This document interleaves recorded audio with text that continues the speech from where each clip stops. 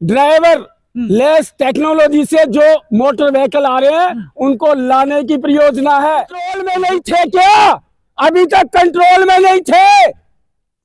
अरे 9 साल से आपकी सरकार भी थी, तब भी कंट्रोल में नहीं। ये कहते हैं कि विधानसभा के लिए आओ, लोकसभा के लिए आओ। अरे तो भैया कानून लाया गया है, कंट्रोल के लिए लाया गया है, तो इतना बड़ा जुर्माना और इतनी बड़ी 10 साल की सजा हो गया। कंट्रोल में नहीं थे क्या? अभी तक कंट्रोल में नहीं थे। अरे 9 साल से आपकी सरकार भी थी, तब भी कंट्रोल में नहीं थे। आप अजीब सवाल करते हो, किसी आदमी को ऐसा कर देना। सरकार को अभी ध्यान आया होगा, सरकार देश के विकास के कामों में लगी होगी। सरकार हमेशा, कोई भी सरकार रही हो, वो उद्योगपतियों को प्रमोट करती है। और ये कानून ही नहीं, थोड़े दिनों में ड्राइवर लेस टेक्नोलॉजी से जो मोटर व्हीकल आ रहे हैं उनको लाने की परियोजना है। उद्योगपतियों की अच्छा, वो है। एक लास्ट क्वेश्चन है मेरा, क्या इसका 2024 में कोई इफेक्ट पड़ेगा? क्योंकि हम देख रहे हैं जवान भी रोड पे है, किसान भी रोड पे है। जवान 1 साल से धरना दे रहे हैं, किसानों को बोला जा रहा है फरवरी में आएंगे, उसके बाद सब ड्राइवर भी धरने पे आ गए हैं। क्या बोलेंगे? आप पत्रकार हैं, अफेक्ट बहुत पड़ रहा है, बहुत पड़ रहा है। मगर जब फिर मैं कहता हूँ, फिर आप कहोगे ईवीएम करो ना। जब तक इनके पास ईवीएम है, ये ऐसे कानून लाते रहेंगे, क्योंकि वोट इनको जब जनता नहीं दे रही तो ये कहां से चुने जा रहे हैं। ईवीएम पर बैन लगाना होगा, देश को बचाना होगा, ड्राइवर को बचाना होगा, किसान को बचाना होगा। सुप्रीम कोर्ट के वकील ने दिखाया हैक करके, क्यों नहीं होती ईवीएम? अभी एक अमेरिका के वैज्ञानिक का बयान आया कि ये ईवीएम जो है, ईवीएम मशीन से चुनाव होना लोकतंत्र को खत्म करना है।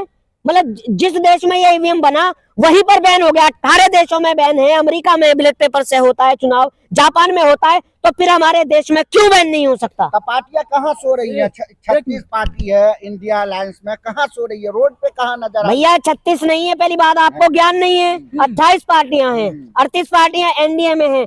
देखिए कांग्रेस जो इस ईवीएम को लाई थी, जनता के भले के लिए लाई थी, परेशानी ना हो, मगर ये दुरुपयोग कर रहे हैं इस चीज का। अच्छा भगवान जी, एक क्वेश्चन आपसे, वही क्वेश्चन है, क्या आप ड्राइवरों को, किसानों को संसदीय क्षेत्र में चुनाव लड़ने के लिए प्रमोट करेंगे, या इन्हीं लोगों में सुधार करने की जरूरत है ईवीएम के ऊपर भी? देखिए, अगर वो बेरोजगार होंगे तो भैया क्या करेंगे, और वो क्या नहीं करेंगे। हम उनके लिए रोजगार तो नहीं ला सकते, लेकिन उनको हम उसके बदले में ये कहते हैं कि विधानसभा के लिए आओ, लोकसभा के लिए आओ। और यही समय है, आम आदमी, बिना गैर राजनीतिक दल से जुड़े हुए लोग अगर संसद में, विधानसभा में जाएंगे, इस देश का फ्यूचर, इस देश का संविधान, इस देश का तिरंगा की आस्था बचेगी। अगर राजनीतिक दल रहे तो ये उद्योगपतियों को प्रमोट करने के चक्कर में इस देश में बहुत सी ईस्ट इंडिया कंपनियों को खड़ा कर देंगे। अच्छा, आपको लगता है कि ये जो कंपनियां भारत में बड़ी हो रही है, ईस्ट इंडिया कंपनी बन रही हैं? एक मिनट मेहताब जी, मैं तो हो ही आप गुलाम। अरे 75 साल से कर क्या रहे हो आप? अरे देश की कंपनियां है, देश की कंपनी बड़ी हो रही है, टैक्स दे रही है, तो देश का तो फायदा हो रहा है। उद्योगों से देश चलता है, उद्योगों से ही चलेगा। फिर किस लिए चुनाव पे इतना खर्चा कर रहे हो? क्या जरूरत है? किस लिए ऊंचे जगहों पे लोगों को बिठाने की जरूरत है? उद्योगों से सब कुछ अच्छा चलता रहेगा, उन्हीं को चलने दीजिए। आपको लगता है कि उद्योग से सब कुछ अच्छा नहीं चल रहा है? अरे चल रहा है तो तुम क्यों फिर रोते फिर रहे हो यार? क्यों रोना रो रहे हो? सब कुछ अच्छा ही चल रहा है। लेकिन देश में उद्योग भी तो जरूरी है। आप जिस तरह से कंपनियों का विरोध कर रहे हैं, अगर कंपनियां नहीं रहेंगी फिर देश में क्या होगा? देश में कोई मैन्युफैक्चरिंग नहीं होगी तो देश कितना पीछे चला? तुम्हारी कोई कंपनी की पॉलिसी है? कौन कब किधर लेके भाग जाएगा? कितने लोग भाग गए, पता क्यों भागे? बता दो, आप बता दो। जब आपको पता है कि सब कुछ कंपनियों से ही चल रहा है तो भागे क्यों? आप मेहताब जी क्या कहना चाह रहे हैं? देखिए, मैं अपनी बात एक सवाल बोलकर खत्म करूंगा कि जो मेरे ड्राइवर भाई हैं, जो इस कानून से परेशान हैं, मैं सिर्फ उनको एक ही मैसेज देना चाहूंगा कि ये मेहताब हिंदुस्तानी आपके साथ खड़ा रहेगा, कदम से कदम मिला के चलेगा।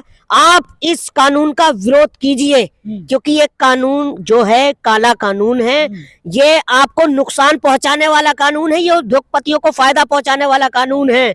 मैं हमेशा कदम से कदम मिलाकर चलूंगा, बस मैं यही बात कहना चाहता हूँ। जय हिंद, तो जय जैसा भारत। कि आपने देखा इस वीडियो से निकल कर के आया कि जिस प्रकार से अगर हम ड्राइवरों के ऊपर इतने सारे नियम कानून होने के बावजूद अगर नियम कानून थोप रहे हैं, हम देखते हैं कि अगर ड्राइवर एक बॉर्डर से, अगर एक स्टेट के बॉर्डर से दूसरे स्टेट के बॉर्डर में जाता है, वहां पे उसे देना पड़ता है पैसा। एक रिपोर्ट भी आई थी जिसमें 10,000 करोड़ रुपए घूस के रूप में लिए गए थे, रिश्वत के रूप में दिए गए थे ड्राइवरों के द्वारा। और अगर ड्राइवरों के ऊपर इतने सारे नियम कानून पहले से होने के बावजूद नियम कानून थोपे जा रहे हैं, तो फिर ड्राइवरों के लिए ये नियम क्यों नहीं बन रहा है कि उन्हें कितने घंटे की ड्यूटी करनी चाहिए, कितने मिनिमम वेज कितना मिलना चाहिए और कितने घंटे उन्हें सोने चाहिए, बाकी छुट्टियां उन्हें कितनी होनी चाहिए। और ये चीज़ें अगर ड्राइवर मालिक न दे रहा हो ड्राइवरों को, तो उनके ऊपर कोई कार्रवाई क्यों नहीं होनी चाहिए। तमाम बातों पर आप अपनी प्रतिक्रिया हमें जरूर दीजिएगा। धन्यवाद।